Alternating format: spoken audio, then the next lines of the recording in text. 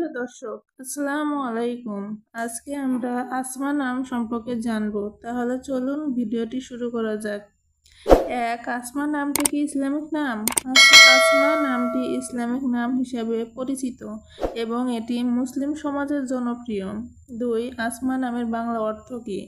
আসমা নামের বাংলা অর্থ হচ্ছে সুনাম বা সম্মান। 3. আসমা নামের আরবি অর্থ কি? আরবি ভাষায় আসমা শব্দের অর্থ নাম বা শ্রেষ্ঠ। 4. আসমা নামের উৎপত্তি কোথা থেকে? আসমা নামের উৎপত্তি আরবি ভাষা থেকে, যেখানে এটি ঐতিহ্যবাহী একটি নাম। 5. আসমা নামের প্রকৃতির মানুষ।